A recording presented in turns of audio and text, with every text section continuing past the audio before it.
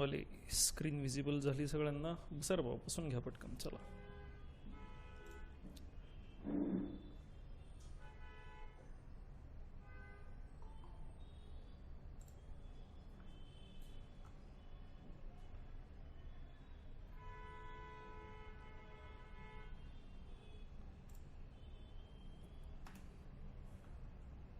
ठीक है. एक बार सिलेबस देख लो. ग्रुप पे भी मैं पोस्ट कर रहा हूँ.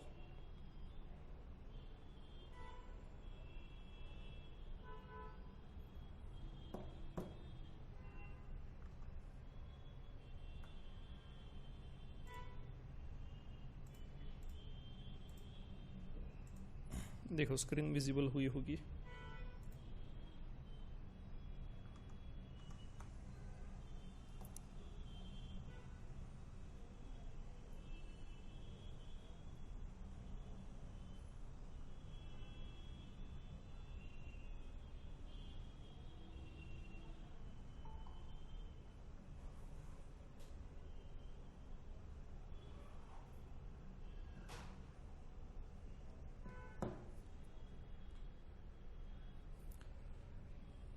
देख लो ग्रुप पर भी पोस्ट हो चुका है सिलेबस.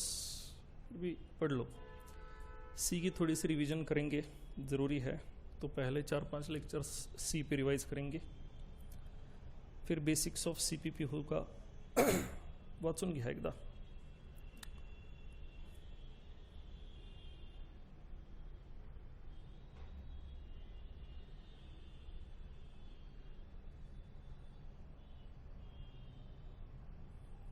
ग्रुपवरती पण सिलेबस आलेला आहे रे बाबा. तुम्ही तिथं पण बघू शकता. ठीक आहे. वाचून घ्या, सगळं व्यवस्थित वाचून घ्या.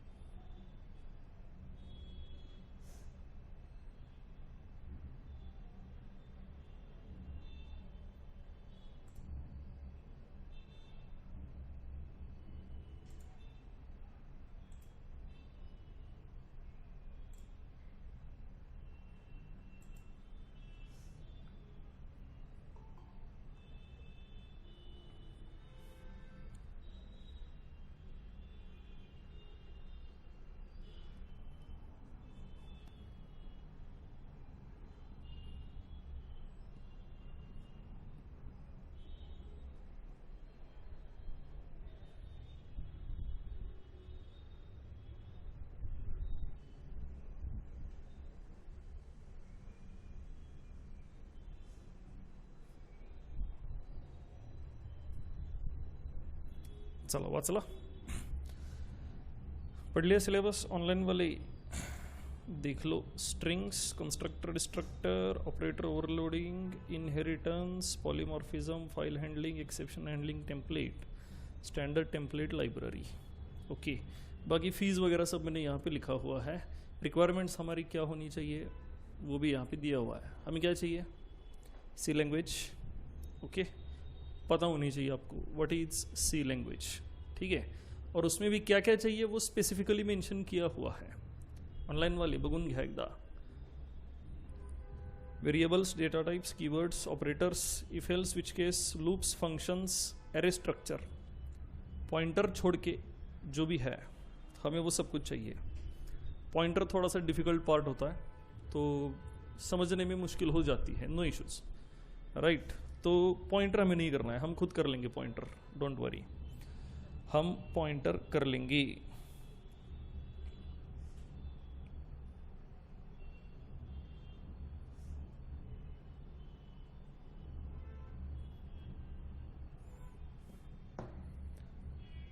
ठीक है.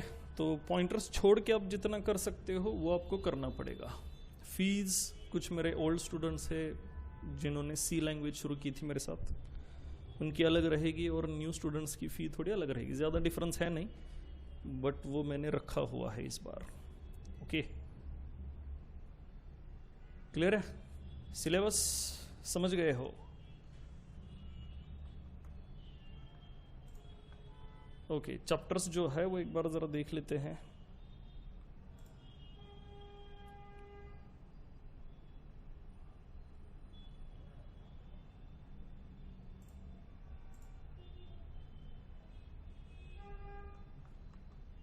यार, ठीक है। बघा, रिगार्डिंग टू सिलेबस अगर किसी को कोई डाउट होगा तो पूछ लो। अब ये टाइम लिमिट जो है वो 2.5 मंथ का है, 2.5 महिने में हमें इसको ख़त्म कर देना है, 2.5 महिन्यात संपवायचा आहे। सिलेबस खूप मोठा आहे, आजपर्यंत कधीही 2.5 महिन्यात संपलेला नाही। इस बार थोड़े एक्स्ट्रा लेक्चर के साथ हम ट्राई करेंगे, ओके।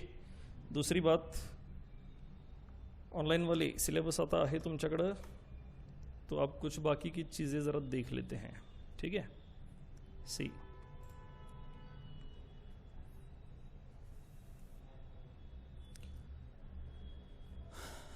तो हमें काम करना है मोस्टली नो हॉलीडे बेसिस पे, बिल्कुल छुट्टी नहीं लेंगे, ठीक है। अब बिल्कुल छुट्टी नहीं लेंगे मतलब, अब देखो हम ऑफलाइन प्लस ऑनलाइन दोनों मोड में काम करते हैं, ठीक है। अब इसमें PICT वाले स्टूडेंट्स एंड अदर कॉलेज वाले स्टूडेंट्स,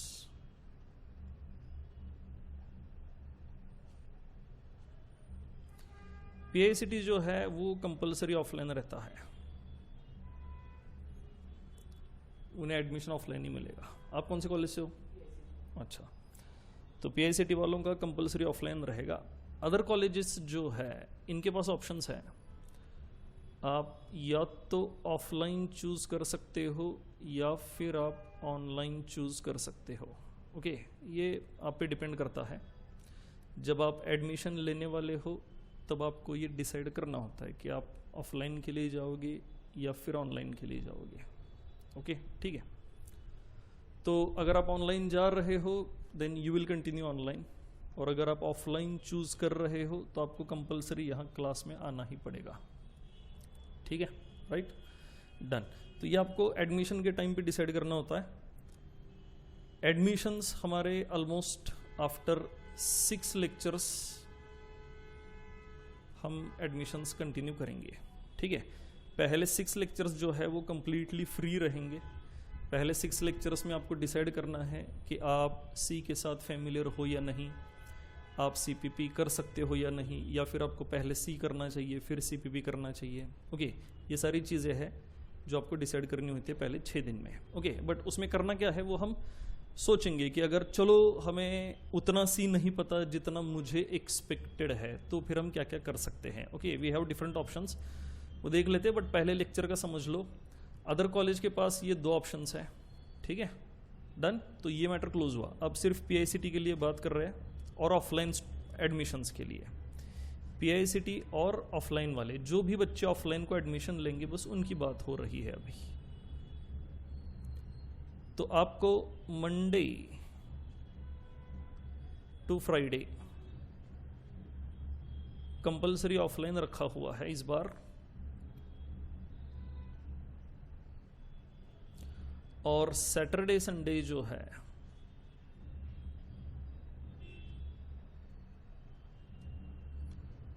आप ऑफलाइन या ऑनलाइन अपने हिसाब से कंटिन्यू कर सकते हो,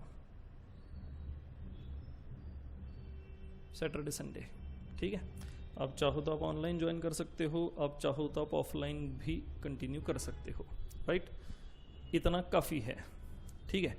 मैं कहूँगा don't worry about this offline online, इसके बारे में अभी मत सोचो। अभी आपके पास कितना टाइम है? अभी आपके पास टोटल 1 वीक है टू डिसाइड कि भाई करना क्या है, ठीक है। अभी हमें लेक्चर पे फोकस करना है। सबसे ज़रूरी बात हमें ये डिसाइड करनी है कि हम CPP कंटिन्यू कर सकते हैं या फिर नहीं कर सकते, ठीक है। Just a minute.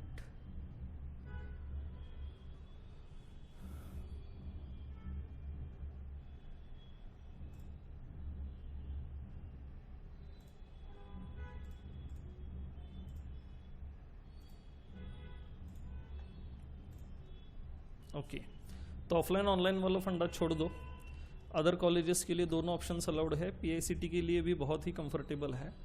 तो आपको बस मंडे टू फ्राइडे ऑफलाइन करना है, सैटरडे संडे फिर ऑनलाइन वाला ऑप्शन है। तो आप अपने घर भी जा सकते हो, but I will always suggest कि भाई जितना हो सके आप ऑफलाइन अटेंड करने की कोशिश करो, ठीक है।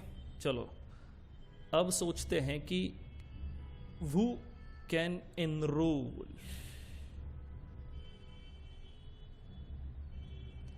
तो जो हमने बेसिक रिक्वायरमेंट्स दी हुई है देखो यहां सिलेबस में, यस, अप टू फंक्शंस आपको चीजें पता होनी चाहिए, अप टू फंक्शंस, ठीक है। आपको बेसिक डेटा टाइप्स पता होते ही है। अब आपने 6 महीने काम किया हुआ है, सेकंड सेमेस्टर शुरू होगी ना अभी आपकी, या फिर कोई सेकंड थर्ड ईयर से है? फर्स्ट ईयर, ठीक है। तो आपने फर्स्ट सेमेस्टर में सी के साथ काम किया हुआ है, तो आपको बेसिक आइडिया तो है। मतलब ऐसा नहीं कि आप कंप्लीटली ब्लैंक बैठे हो। कंप्लीटली ब्लैंक हो definitely you have to go for C, लेकिन पहले 6 महीने में आपने थोड़ा बहुत किया हुआ है। आपको डेटा टाइप्स क्या होते हैं ये तो पता ही है, इंट, कैर, फ्लोट, डबल, ये चीज़ें आपको पता है। आपको प्रिंटफ, स्कैनफ भी पता है, ओके। इफ एल्स एटलीस्ट काम कैसे करता है ये तो पता ही होगा, how does it work, if else, right, ठीक है। स्विच केस आपको देखना पड़ेगा, बट ठीक है आप यहां पर भी रिवाइज कर सकते हो, ओके। स्विच केस थोड़ा डिफिकल्ट लगता है बच्चों को, बट हम वो पढ़ेंगे। लूप्स आपने कई बार यूज किए होंगे, for loop and while loop. Do while की जरूरत नहीं है, फॉर और व्हाइल के साथ आपको फेमिलियर होना जरूरी है, और वो हमें पता ही होता है कि 1 to 10 कैसे प्रिंट होता है। You know it using for loop, using while loop, तो होना चाहिए। अब 6 महीने हमने काम किया है तो ये आपको पता होना चाहिए। अगर यहां तक पता है और आपने प्रोग्राम्स किए हुए हैं कि सर ज़्यादा नहीं बस 50-60 प्रोग्राम्स तो हमने किए ही है, 1 to 10 कैसे प्रिंट होता है, 10 to 1 कैसे प्रिंट होता है, okay. Alphabets A to Z सारे कैसे प्रिंट करेंगे, कैर डेटा टाइप है तो %C यूज़ होता है, इंट है तो %D यूज़ होता है, प्रिंट एफ, स्कैन एफ, ये सारी चीज़ें कैसे वर्क करती है, ये चीज़ें आपको पता है, ओके। पूरे 6 महीने में 50-60 प्रोग्राम्स तो करना बनता था। हमारे बच्चों ने ऑलमोस्ट 200 प्रोग्राम्स तो किए ही है, and in 3 to 4 months, okay. तो इतना ज़्यादा मैं एक्सपेक्ट नहीं कर रहा, बस ये बेसिक इन्फॉर्मेशन आपके पास होनी चाहिए, ठीक है। अगर यहाँ तक आप रेडी हो, इसका मतलब आप C++ के लिए एनरोल कर सकते हो। अब उसके बाद आता है फंक्शंस, जो बहुत ज़रूरी है, वो पता होना ही चाहिए। Functions, okay. फंक्शंस में हमें क्या क्या पता होना चाहिए वो भी ज़रा समझते हैं, ओके। बगर बाबा ऑनलाइन वाले, ये बस आपको पता है कि नहीं देखो, और फिर डिसाइड करेंगे अगले 6 लेक्चर्स में कि आपको कंटिन्यू करना चाहिए कि नहीं करना चाहिए। बट अगले 6 लेक्चर्स आपको अटेंड तो करना पड़ेगा। आप एक लेक्चर में डिसाइड नहीं कर सकते कि आपको करना है कि नहीं करना है। At least you have to give me some time for 6 lectures, right, ठीक है। और वो कंप्लीटली ओपन टू ऑल है, तो कोई दिक्कत नहीं है आपको ज्वाइन करने में, ठीक है, ओके। नाउ सी फंक्शंस में पॉइंटर छोड़ के जो भी है, मतलब how to define function, okay. Then how to call parameter passing and function returning value using return keyword. बस ये 4 चीज़ें आपको पता होनी चाहिए। बहुत ही आसान है। अगर आपको सी की थोड़ी सी आइडिया है और आप फंक्शंस पढ़ने बैठोगे तो ये 4 चीज़ें 2 घंटे में हो जाएंगी। बस वो बुक सही होना चाहिए या फिर पढ़ाने वाला सही बंदा होना चाहिए, तो ये 2 घंटे में हो जाएगा if you have basic idea. कुछ नहीं आपको पता तो ये कम से कम 4 से 6 लेक्चर्स तो ले ही लेते हैं, ओके। तो अगर आपको बेसिक आइडिया है आप ये 2 घंटे में कर सकते हो, ठीक है। यहां तक पता होना जरूरी है। बस अगर यहां तक पता है you can enrol for C++। अब हम पहले 6 दिन रिवीजन करेंगे, साथ में CPP साइड बाय साइड, जो बहुत ही बेसिक है, जैसे कि भाई हेलो कैसे प्रिंट करना है, क्या यूज करते हैं C++ में प्रिंट करने के लिए? नहीं, Cout यूज करते हैं, Cout यूज करते हैं, है कि नहीं? तो वो कैसे यूज होता है, बस ऐसे कुछ बेसिक इन्फॉर्मेशन हम देखेंगे। Cout कैसे यूज होता है, प्रोग्राम लिखना कैसे है, हैश इंक्लूड में IO स्ट्रीम करते हैं, यूजिंग नेम स्पेस लिखते हैं, ओके। तो ये बेसिक सी चीज़ें हम देखेंगे जब हम सी की रिवीजन कर रहे हैं, ठीक है। तो किसी को भी लेक्चर्स बेसिकली मिस नहीं करने हैं, क्योंकि थोड़ा बहुत सीपीपी जो बहुत ही सिंपल है वो वाला सीपीपी हम डेफिनेटली कंटिन्यू करेंगे। ओके, तो अगर फंक्शंस पता है तो आप एनरोल कर सकते हो। अब इसके बाद हमें और क्या चाहिए, we need array. Pointers skip करके जो कुछ भी आप कर सकते हो एरे में वो आपको कर लेना है, पॉइंटर स्किप करके।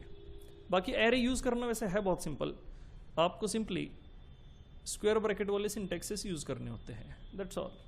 आपको पता होना चाहिए कि भाई टोटल एलिमेंट्स कितने हैं, इंडेक्स वाला फंडा क्या होता है, 0 to n-1 इंडाइसिस क्यों होती है, टोटल n एलिमेंट्स होंगे तो इंडाइसिस 0 to n-1 क्यों होती है। बस यही एक बेसिक सी चीज़ें हैं, वो आपको पता होनी चाहिए। अगर ये आपको पता है तो हम पॉइंटर्स सारा डिटेल में पढ़ लेंगे।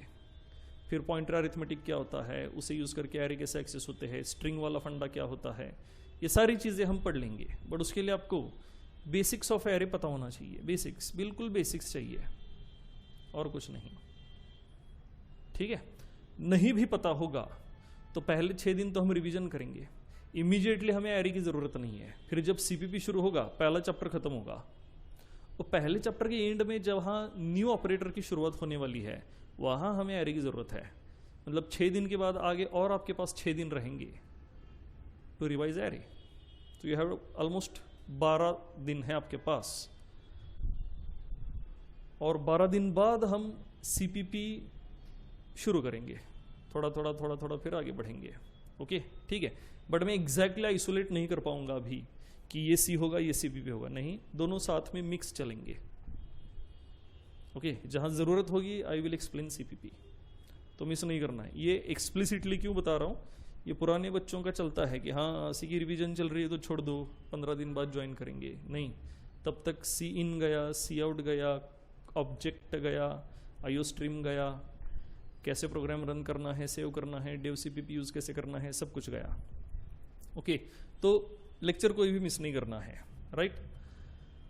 तो यहाँ बेसिक्स ऑफ एरे तक आपको पता होना चाहिए, बाकी सारी चीज़ें मुझ पे छोड़ दो, वो हम कर लेंगे। बट ये तो आपको कम से कम करना ही पड़ेगा, क्योंकि अगर मैं ये सब पढ़ाने लगा तो वो फिर सी लैंग्वेज हो जाएगा। हमें सी नहीं पढ़ना, हमें क्या पढ़ना है, C++ पढ़ना है। सीपीपी का खुद का सिलेबस इतना बड़ा है कि हम उसमें सी नहीं पढ़ सकते।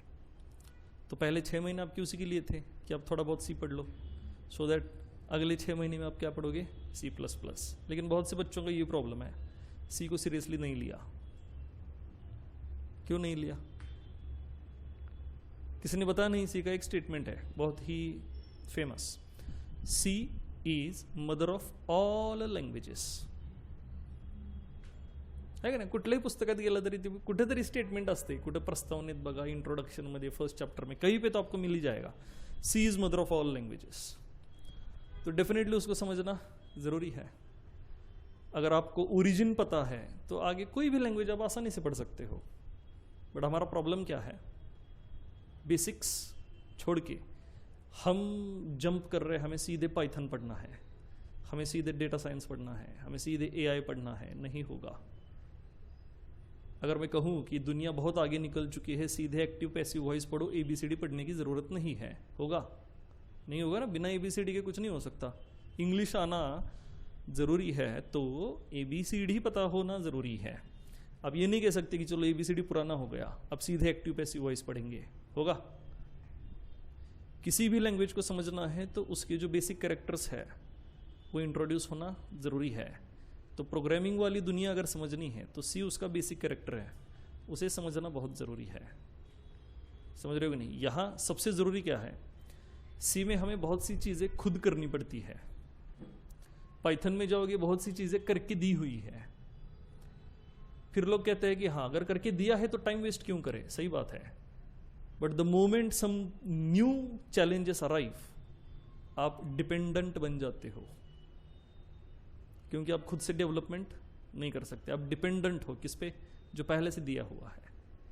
फिर न्यू डेवलपमेंट नहीं होगी। फिर जाते हैं हम ChatGPT पे, how to write this code, how to get this output. फिर वो कोड देगा, आप कॉपी करोगे, पेस्ट करोगे, उसमें अगर आपके क्लाइंट ने कोई मॉडिफिकेशन दिया फिर वही सेम प्रॉब्लम है, हमें पता नहीं होता कि इसमें करना क्या है, तो इसके लिए बेसिक्स पता होना बहुत ज़रूरी है। ओके, अब ये आपका नया सिलेबस होगा ना बीपीआईसीटी वाला, तो उन्होंने कुछ सोच कर ही सी डाला होगा ना उसमें। अगर ऐसा होता कि वो आउटडेटेड है, आपको भी सी है सिलेबस में, हाँ, तो अगर ऐसा है कि सी आउटडेटेड है, ज़रूरत नहीं है, तो वो होता क्या सिलेबस में? नहीं होता। समझ रहे हो कि नहीं? ठीक है मतलब करना पड़ेगा। तो अब चलो सोचते हैं कि मान लो अगर ये उतना नहीं हुआ जितना होना चाहिए था, फिर क्या कर सकते हैं? दो ऑप्शन है अपने पास। एक, सेल्फ स्टडी कर लो, कोई बुक रेफर करना है, कुछ करना है, मेरे पुराने बच्चों की नोटबुक ले लो, वो सबसे बढ़िया ऑप्शन रहेगा आपको। पुराने बच्चों की नोटबुक की जेरोक्स ले लो और पढ़ना शुरू करो, हो जाएगा। बट अगेन वही है, थोड़ा टाइम कंज्यूमिंग रहेगा नोटबुक पढ़ना, राइट? तो ये हुआ सेल्फ स्टडी। दूसरा एक ऑप्शन है आपके पास, मेरे पहले से कुछ रिकॉर्डेड लेक्चर्स है। Okay, I have some recorded lectures, तो वो सारे लेक्चर्स आपको अवेलेबल हो जाएंगे। Okay, with some nominal amount 1000 और 1500 आपको पहले 5 या 4 चैप्टर्स जो है वो अवेलेबल हो जाएंगे, up to functions and pointers. पूरा सी का कोर्स अभी अवेलेबल है इन 2500। इसमें पूरा सी आपको अवेलेबल होगा, यहाँ पे आप आकर देख सकते हो, कंटिन्यू कर सकते हो। बट आई विल से कि चलो पूरा करने की ज़रूरत नहीं है, it takes time, almost 90 to 100 lectures है, तो इतना भी अपने पास टाइम नहीं है। तो हमें क्या करना है, हमें पहले 4 चैप्टर चाहिए। एक बेसिक्स ऑफ सी, ये कंप्लीटली फ्री है, इसके कुछ 22 लेक्चर्स है, ये कंप्लीटली फ्री है। अब 22 लेक्चर कब देखेंगे ये भी डाउट होता है, बट बहुत छोटे छोटे लेक्चर्स हैं। और अगर आपको इंट्रोडक्शन है सी की, तो 1 घंटे का लेक्चर आप आधे घंटे में ख़त्म कर सकते हो। तो वैसे देखा जाए तो 25 लेक्चर को कितना टाइम लगेगा? हार्डली 6-7 घंटे लग जाते हैं। ओके, ठीक है, तो वो आप कंटिन्यू कर सकते हो। 25 भी नहीं है, शायद 20 लेक्चर्स होंगे, तो 6-7 घंटे में वो हो जाएगा। उसमें मैंने क्या एक्सप्लेन किया हुआ है, 3 लेक्चर तो प्रिंट एफ के है। अब अगर आपको प्रिंट एफ पता है तो वो 3 लेक्चर देखने की ज़रूरत नहीं है, यू कैन स्किप देम। तो 20 में से 3 इधर ही गए। 2 लेक्चर स्कैन एफ के हैं, अगर आपको स्कैन एफ पता है तो आप वो 2 लेक्चर भी स्किप कर सकते हो। हो गए कितने? 15 बचे। ओके, 15 में से हार्डली 8-10 लेक्चर आप देखोगे, फर्स्ट चैप्टर हो जाएगा। मतलब कितना काम है? 2 घंटे का काम है। ओके, बट ये करना पड़ेगा। बेसिक्स ऑफ सी के बाद आता है if else and switch case, ये वाला एक चैप्टर है। इसके 2 या 3 ही लेक्चर हैं, बस उतने ही देखने हैं। 2-3 लेक्चर मेरे हैं, मतलब देखने के लिए आपको हार्डली 1 घंटा लगेगा, क्योंकि इफ एल्स तो आपको पता है, उसमें कुछ देखना है नहीं। उसमें बस आपको देखना है कि भाई ये नेस्टेड क्या होता है, लैडर क्या होता है, और एग्जाम्पल्स कैसे सॉल्व हुए हैं, ठीक है। और मशीन पे कोड करके देखना है। मशीन पे कोड करना बहुत ज़रूरी है, वो सबसे ज़्यादा ज़रूरी है। लेक्चर देखने से ज़्यादा ज़रूरी है मशीन पे कोड करना। सिर्फ लेक्चर देखने का मतलब है बुक्स पढ़ के तैरना सीखना, जो पॉसिबल नहीं है। उसके लिए पानी में उतरना पड़ेगा। पानी में उतरना मतलब प्रोग्राम करना है। तो जितने मैंने पढ़ाए हैं बस उतने प्रोग्राम ट्राई करके देखो, हो जाएगा। हार्डली 2 घंटे का काम है। 2 घंटे में ये चैप्टर खत्म हो जाएगा आपका। उसके बाद आता है लूप्स। लूप्स की इंट्रोडक्शन 1 घंटे में ले सकते हो, नो इश्यूज। 1-2 घंटा है, 3 लेक्चर्स है, हार्डली लूप की इंट्रोडक्शन हो जाएगी। उसके बाद अगर लॉजिक बिल्डिंग करना है, फिर लूप के सारे लेक्चर्स विदाउट फास्ट फॉरवर्डिंग, जितने प्रोग्राम्स है वो सारे आपको ट्राई करके देख लेने हैं। सिंपल है। वो टाइम लेगा, वो कम से कम 3 दिन लेगा। रोज 2-3 घंटे देखो, लूप्स 3 दिन में हो जाएगा। मतलब 8-9 घंटे का काम है। क्यों? किस लिए? अगर आप चाहते हो कि हमारा लॉजिक बिल्ड हो, अगर आप चाहते हो कि सर हमें ये पैटर्न प्रिंट करना सीखना है, ये वाला पैटर्न प्रिंट करना सीखना है, हमें प्राइम वाले लॉजिक्स समझने हैं, प्राइम वाले पैटर्न्स प्रिंट करने हैं, एलसीएम जीसीडी देखना है, यंथ प्राइम ढूंढना है, ये सारी चीज़ें समझनी है, फिर टाइम लगेगा। लेकिन क्या C++ में हमें इन सब की ज़रूरत है? वैसे इतनी नहीं है। हमें बस ये चाहिए कि फॉर लूप कैसे एग्जीक्यूट होता है, वाइल लूप कैसे एग्जीक्यूट होता है, और वो पहले 2 लेक्चर में हो जाएगा। तो उसके बाद आप फंक्शन के पास स्विच कर सकते हो। और अगर आपको लॉजिक बिल्ड करना है देन आई विल से कि गो विद दोज लेक्चर्स, सारे के सारे लेक्चर्स देख लो, लॉजिक बिल्डिंग में बहुत ज़्यादा हेल्प हो जाएगी। पैटर्न प्रिंटिंग सबको पता है, ये ऐसे कुछ पैटर्न्स आपने प्रिंट किए होंगे या फिर कम से कम देखे तो होंगे, बघी लगना है बघणं तरी ॲटलिस्ट गरजेचं आहे, नहीं तो 6 महीने अपने वेस्ट हो गए। कॉलेज ने बताना ज़रूरी होता है कि ऐसा सब कुछ होता है। ओके, बहुत ज़रूरी है पैटर्न प्रिंटिंग। इंटरव्यू में जब आप टेक्निकल राउंड्स के लिए जाओगे, लॉजिक चेक करने के लिए ऐसे पैटर्न्स आते हैं, और ये तो बहुत आसान सा पैटर्न है, इतने आसान पैटर्न वो देंगे नहीं। ओके, तो ये करना बहुत ज़रूरी है। It develops your logic, logic building के लिए बहुत ज़रूरी है। ओके, तो वो आप देख सकते हो। अब उस पर कितना टाइम स्पेंड करना है आपकी चॉइस है, ठीक है। और फिर आएगा कौन, फंक्शंस एंड पॉइंटर्स। बस ये आपको 4 चैप्टर समझने हैं। फंक्शन पॉइंटर थोड़ा टाइम लेगा, ओके, और मैं कहता हूं कि उसको उसका टाइम दे दो, वो बहुत ज़रूरी है। अगर आप ये लेक्चर से एक बार देख लेते हो, फिर जब हम C++ में चलेंगे, CPP में एक अलग सा उसका खुद का चैप्टर है, फंक्शंस इन CPP, वहाँ C वाले सारे फंक्शंस हम रिवाइज करेंगे, और CPP का जो नया फंक्शन वाला पॉइंट है वो हम उसमें देखेंगे कि क्या क्या है। बहुत सी 4-5 चीज़ें CPP ने नहीं ऐड की है, वो हम वहाँ पढ़ेंगे। लेकिन अगर आपको C वाले फंक्शंस का इंट्रोडक्शन है तो हम थोड़ा फास्ट आगे जा सकते हैं। मतलब जो C वाला पार्ट है उसमें 2 घंटे वेस्ट करने से बेटर है कि हम 1 घंटे में आगे बढ़े। तो वो ऊपर का जो 1 घंटा है वो आपको यूटिलाइज करना पड़ेगा। वॉच माई लेक्चर्स या फिर स्टडी करो खुद से और फंक्शन के साथ फेमिलियर हो जाओ, बहुत आसान है। कितना काम है, जितना मैंने बताया उसके हिसाब से बेसिक्स ऑफ C 4 घंटे का काम है, इफ एल्स 2 घंटे का काम है, लूप्स 9 घंटे का काम है, फंक्शंस एंड पॉइंटर्स, ओके, तो 9 2 11 4 15, चलो ये ले लेते हैं हम 2 days, और फंक्शन को ले लेते हैं 3 days, and you are done. मैं कहता हूं चलो पॉइंटर भी छोड़ दो इसका, बस पॉइंटर से पहले जितना है उतना ले लो, फिर 1 दिन में हो जाएगा। पॉइंटर के साथ जाना है और 2 दिन चाहिए, क्योंकि पॉइंटर का लेक्चर आपको 2 बार देखना पड़ेगा कम से कम। एक ही lecture, introduction to pointers, 3 lecture है उसके, हर एक लेक्चर 2 बार देखना पड़ेगा। You will be familiar with pointer. Okay, तो आपका पूरा जो काम है वो 7 दिन का है। सब कुछ छोड़ के अगर इसके पीछे लग जाते हो तो हो जाएगा आसानी से। मैं तो पॉइंटर को स्किप करने के लिए कह रहा हूं, पॉइंटर छोड़ दो, मैं पढ़ा दूंगा। बाकी पॉइंटर छोड़ के बस ये 4 चैप्टर ही करने हैं। अगर पॉइंटर छोड़ दिया तो 7 दिन का भी काम नहीं है, 4 दिन में हो जाएगा। और ऊपर से मैं तो रिवीजन कर ही लूंगा, साथ में हम कुछ टेस्ट भी सॉल्व करेंगे तो और ज़्यादा क्लियर हो जाएगा। ओके, कितना काम करना है? 5 days, फ्रॉम टुमारो ऑनवर्ड्स, अगले संडे तक ये सब चीज़ें हो सकती है, और हम तो करेंगे ही करेंगे। डन। तो आपके पास 2 ऑप्शन है, आप ये रिकॉर्डेड लेक्चर्स ले सकते हो। इसकी फीस मैंने अभी तक डिसाइड नहीं की, बट जैसे मैंने आपको कहा 1000 या 1500 कुछ तो होगा, वो पूरा डिसाइड करके मैं बताऊंगा कल आपको। तो ये एक ऑप्शन आपके पास है, या फिर आप सेल्फ स्टडी कर सकते हो। अगर आपको लगता है कि सर मैंने सब किया हुआ है, मुझे बस एक बार रिवाइज करना है, कर लो, वो बहुत बेस्ट ऑप्शन है। मैं हमेशा कहता हूँ जहाँ पैसा बचता है बचाओ, अपना नहीं है ना, पेरेंट्स का है, तो जिधर बचता है बचाओ।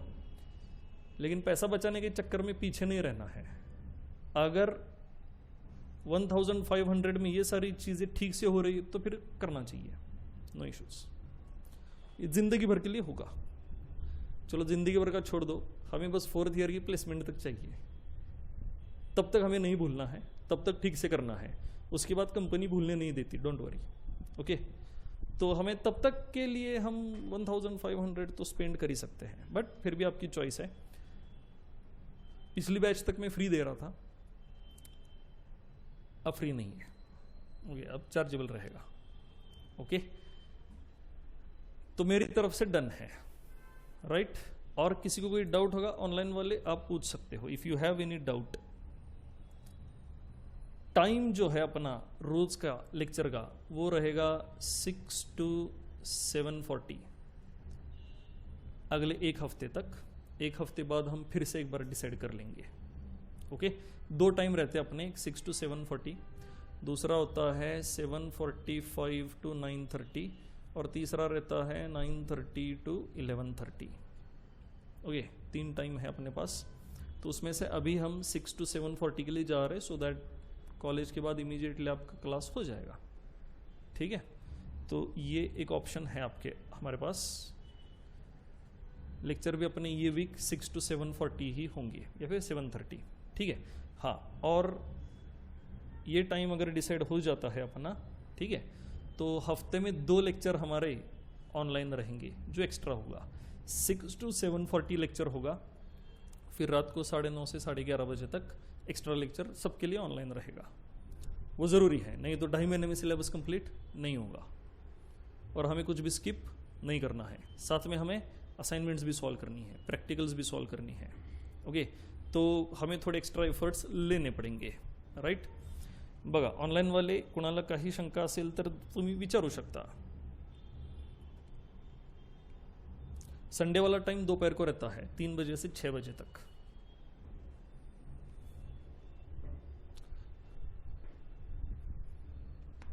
सारे लेक्चर्स रिकॉर्डेड रहते हैं, तो इन केस अगर आप कोई लेक्चर मिस कर देते हो तो वो आपको बाद में देखने के लिए अवेलेबल हो जाएगा।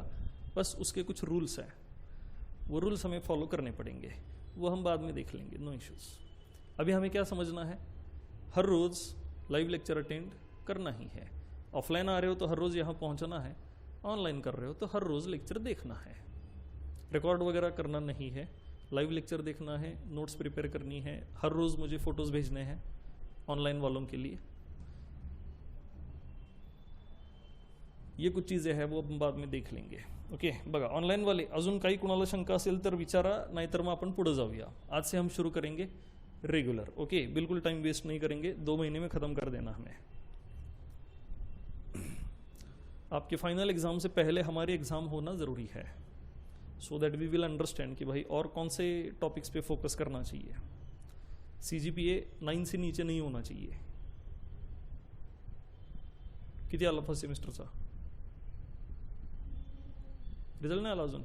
अच्छा, ठीक है, कोई बात नहीं, चलो होगा 9 से नीचे तो भी चलेगा, बस बैकलॉग नहीं होना चाहिए, वो बहुत ज़रूरी है। काट ऑफ पास व्हा पण पास व्हा, कुठेही मार्क लिस्टवरती बॅकलॉग नाही दिसला पाहिजे, नाहीतर 100 मधल्या 15 कंपनीज गेले आपल्यासाठी। उनका बेसिक रिक्वायरमेंट रहता है नो बैकलॉग्स, तो 100 में से 15 तो होती ही है। 15% कंपनीज ऐसी रहती है, वो कहती है बैकलॉग नहीं चाहिए, तो प्रॉब्लम नहीं चाहिए हमें। ओके, चलो ठीक है, तो बाकी सारी चीज़ें हमने डिस्कस कर ली है। ऑनलाइन वाले तुम्हाला काही शंका नसेल तर पुढे जाऊया। ओके, सिलेबस की कॉपी आ चुकी है, जिसमें हमने देखा हुआ है कि पहले हमें सब बेसिक्स ऑफ सी रिवाइज कर लेने हैं। ठीक है, बेसिक्स ऑफ सी में सबसे पहले आते हैं कीवर्ड्स। बेसिक्स ऑफ सी चल रहा है, okay, we are not talking about CPP। सबसे पहले आते हैं कीवर्ड्स। ऑनलाइन वाले क्या बता सकते हो कीवर्ड्स क्या है?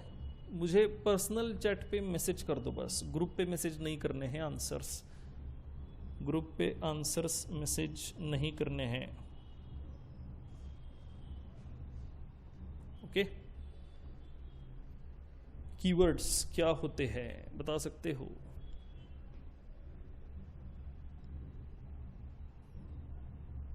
मैंने मैसेज किया हुआ है, देखो अपने ग्रुप पे, CPP वाले ग्रुप पे मेरा मैसेज आया हुआ है।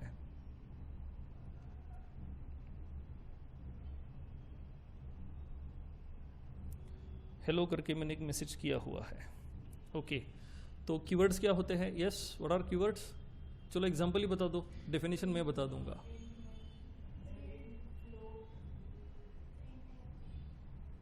चलो एक कीवर्ड बताओ।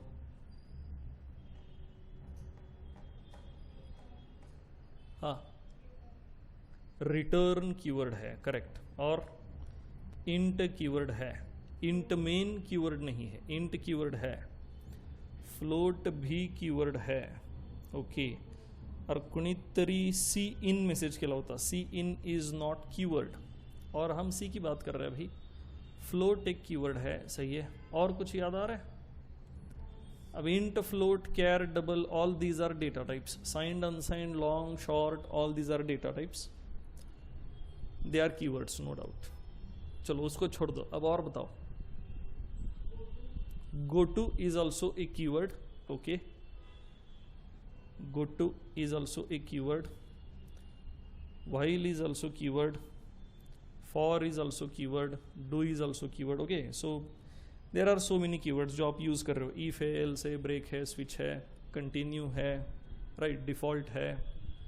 तो ये सारे कीवर्ड्स हैं. स्ट्रक्ट है, टाइप डेफ है, बहुत सारे कीवर्ड्स हैं. तो ऐसे टोटल सी ने हमें 32 कीवर्ड्स दिए हुए हैं.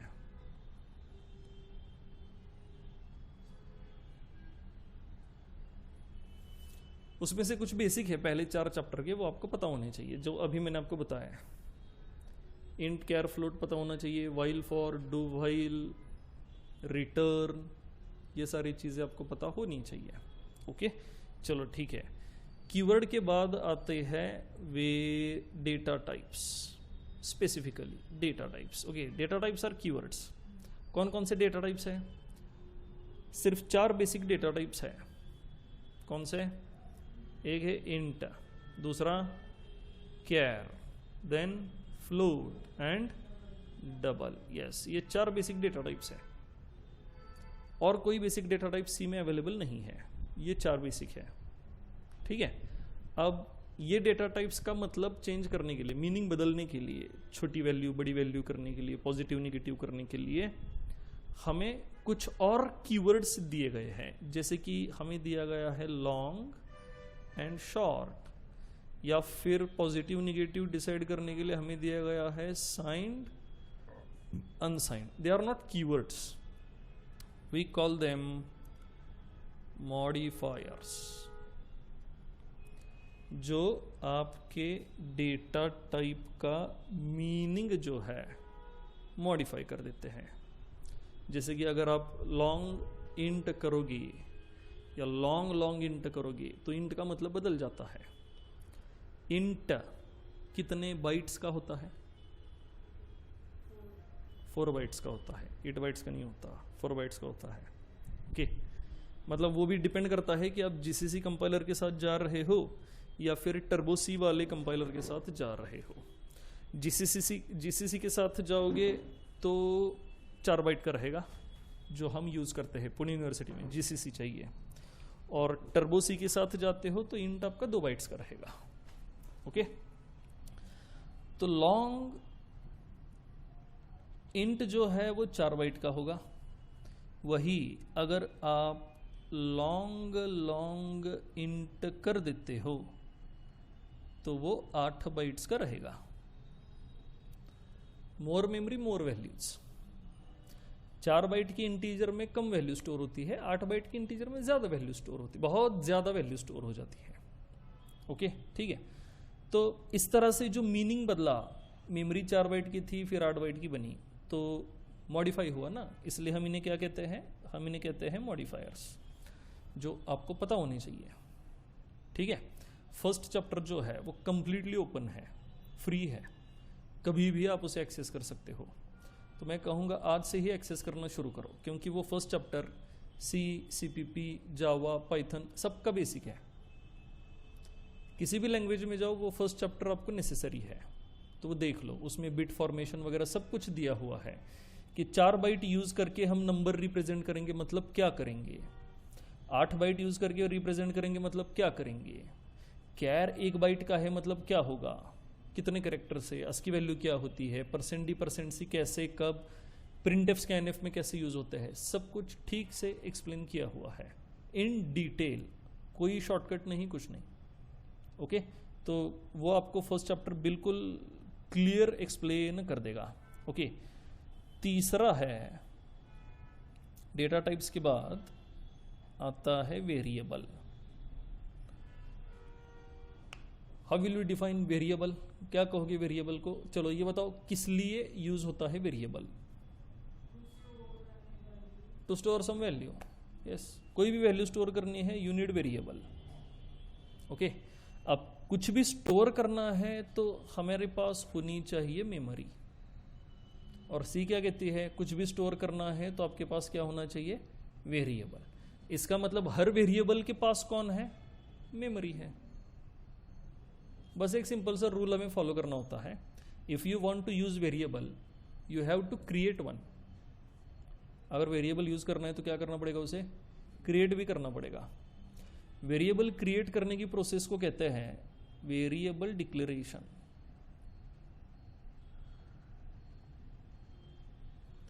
वेरिएबल क्रिएट करने की प्रोसेस को क्या कहेंगे, वेरिएबल डिक्लेरेशन। इसका एक सिंटैक्स होता है वेरिएबल डिक्लेरेशन का, syntax. Are you familiar with the word syntax? How will you define syntax? Syntax पता है बेटा, कभी सुना है ये वाला वर्ड, सुना है ना? हाँ, तो क्या मतलब होता है इसका, ऑनलाइन वाले सांगू शकताय का, what do you mean by syntax?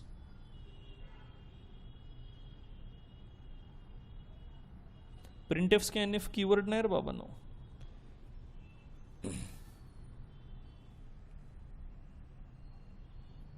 6 महिने अजिबातच कोणी सांगितलं नाही का की सी इज व्हेरी इंपॉर्टंट करना पडेगा.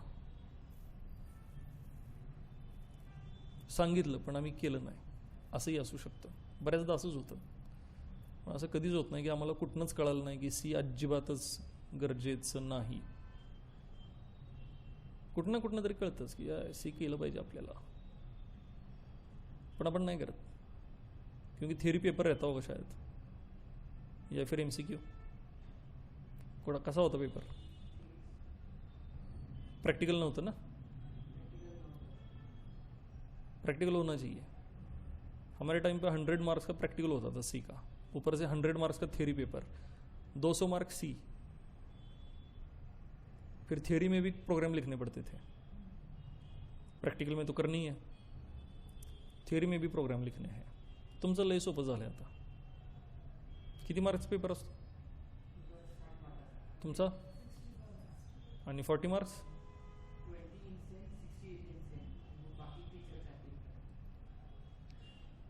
Pure 100 marks theory. कसं आहे, भारी आहे का नाही? अजिबात कुठे इकडे तिकडे जायचंच नाही. 1 वर्ष अभ्यास करायचा, डायरेक्ट जाऊन पेपरला बसायचं. 100 मार्काची थिअरी, आणि थिअरी पेपर झालं की 100 मार्काचं प्रॅक्टिकल. ती बी तपासायला कोणतरी बाहेरचं येणार. बेस्ट था. ती गडबडलं आता. आता काय माहीत नाही तरी पेपर सुटतोय. आमची वेळी नापास व्हायची पोर. वो बढ़िया था. चलो ठीक है. तो अब what do you mean by syntax? Syntax का मतलब होता है rule you have to follow while writing some instruction.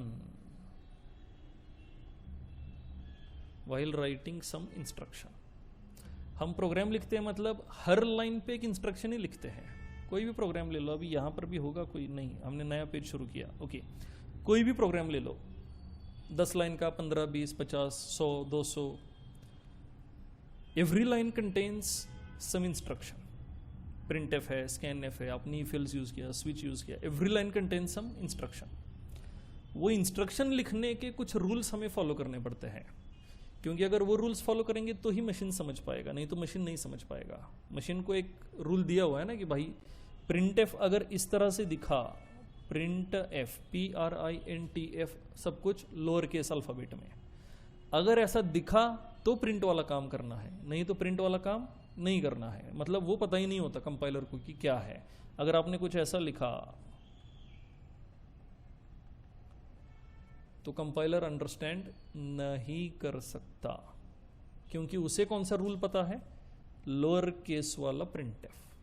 तो ये जो रूल्स हमें फॉलो करने होते हैं उसे हम कहते हैं syntax. We call it syntax.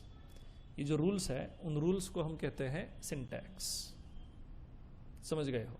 ठीक है, ओके. तो वेरिएबल डिक्लेरेशन का भी एक सिंटैक्स है. क्या सिंटैक्स है? सिंपल है. आपको पहले आपके वेरिएबल का डेटा टाइप डिसाइड करना होता है. एज ए प्रोग्रामर हमें पता होता है कि हमें कौन सी वैल्यू स्टोर करनी है, उस हिसाब से हमें डेटा टाइप चूज करना है. कौन से डेटा टाइप से अपने पास? इंट, कैर, फ्लोट, डबल, 4 ही डेटा टाइप से अपने पास बेसिक. फिर क्वेश्चन पूछते हैं कि अच्छा then what about long, short, signed, unsigned. they are not data types, they are modifiers and we apply them on data type to change the meaning फिर कोई भी हो सकता है, साइज बदल सकती है, long and short are called size modifiers, तो वो साइज बदल देते हैं, छोटी की बड़ी करेंगे, बड़ी की छोटी करेंगे, वो डिपेंड करता है आप क्या यूज़ कर रहे हो। साइंड अनसाइंड आर साइन वाले मॉडिफायर्स, कभी कभी ऐसा भी होता है ना कि हमें सिर्फ पॉजिटिव वैल्यू स्टोर करनी है, निगेटिव की ज़रूरत नहीं है, तो अनसाइंड वाला मॉडिफायर हमें यूज़ करना पड़ता है। फिर उससे क्या होता है, ये मैंने पहले लेक्चर में सब एक्सप्लेन किया हुआ है और वो फ्री है, देख लो, बहुत ज़रूरी है। ओके चलो ठीक है, तो वेरिएबल का सिंटैक्स क्या है, डेटा टाइप, डेटा टाइप के बाद क्या रहेगा, variable name and then semicolon. चाहो तो वैल्यू भी असाइन कर सकते हो बट ठीक है, अभी इतना काफ़ी है, data type and variable name, उसके बाद सेमीकोलन।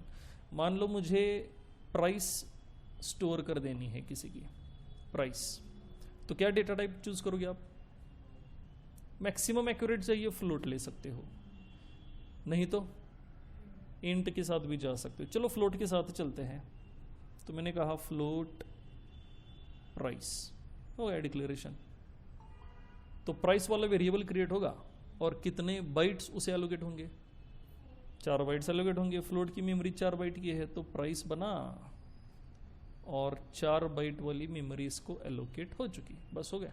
अब हमें उसमें वैल्यू स्टोर करनी है मतलब वैल्यू असाइन कर देनी है, तो हम कहेंगे price is equal to let's say 20.60, done. तो 20.60 आपके प्राइस में स्टोर हो जाएगा, हो गया, दैट इज वेरिएबल, क्रिएट किया, यूज किया। किस लिए चाहिए variable, to store some value, बहुत सिंपल है। Why do we need variable, to store some value, हो गया, समझ गए हो, ठीक है, दैट इज वेरिएबल। तो हमने देखा keywords, data types and variables. Now next one, printf scanf के साथ हम काम नहीं करेंगे क्योंकि हम सीधे सीन सी आउट के पास जाएंगे, ओके, और सीन सी आउट की भाषा में पढ़ेंगे कि वो होता क्या है, ठीक है। अब वेरिएबल्स के बाद आपको पता होना चाहिए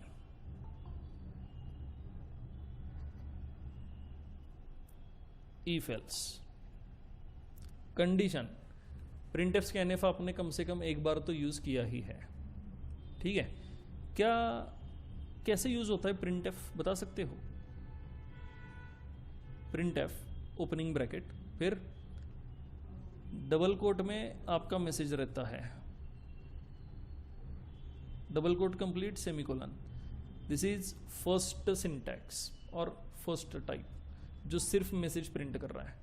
दूसरा एक टाइप होता है जहां वेरिएबल की वैल्यूज प्रिंट होती है, ओके। अब मान लो मुझे यही फ्लोट प्राइस जो है, प्राइस की वैल्यू 20.60 इसको प्रिंट कर देना है, तो मैं कहूँगा printf slash N, familiar with slash N, क्या कहते हैं इसको, न्यू लाइन कैरेक्टर। क्या होता है इससे, कर्सर नेक्स्ट लाइन पे जाता है, नेक्स्ट लाइन से प्रिंटिंग शुरू होगा। चलो इतना काफी है।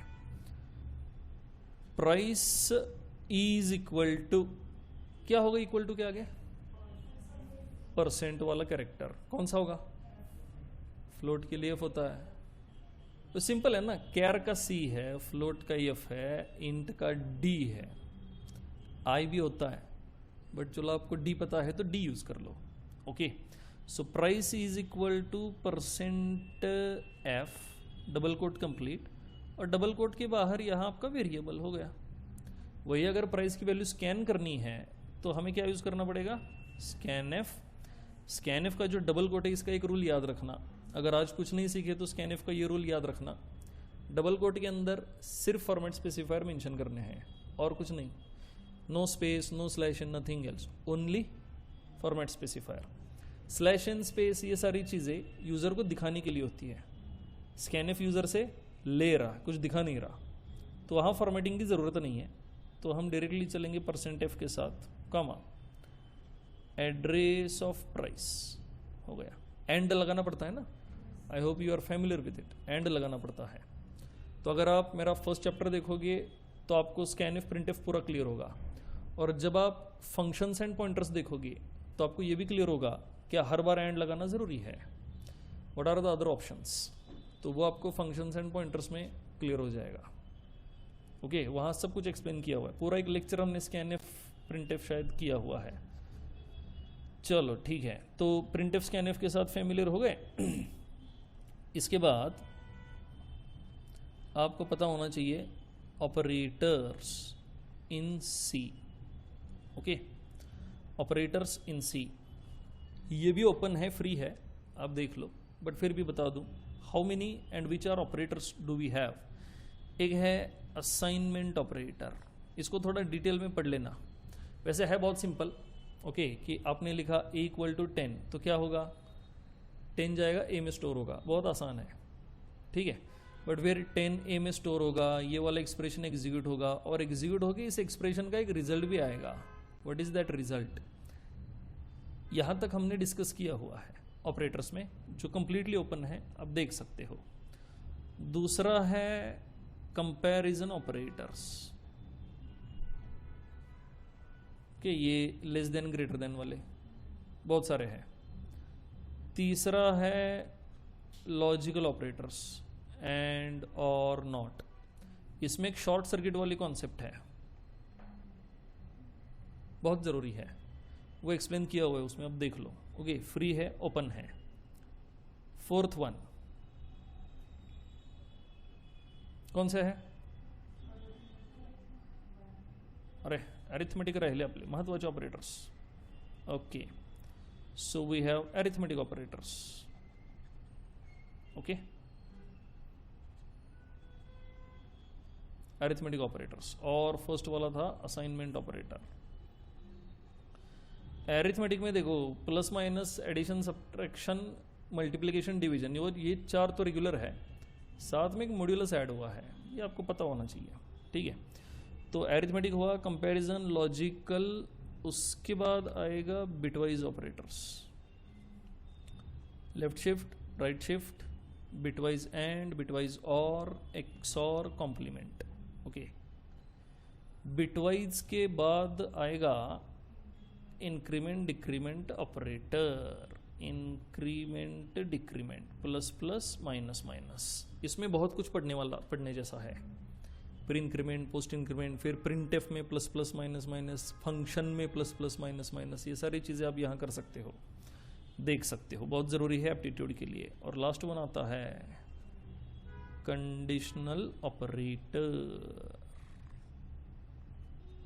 Last one is conditional operator.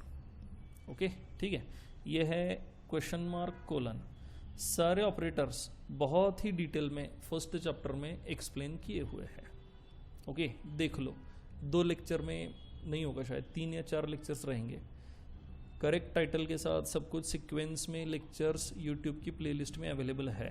Playlist की लिंक आज ग्रुप पे अवेलेबल हो जाएगी, लेक्चर्स देखना शुरू कर दो।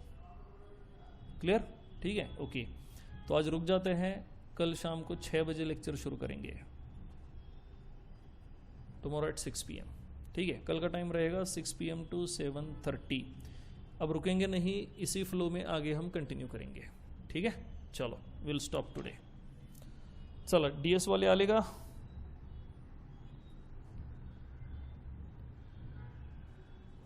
चलो।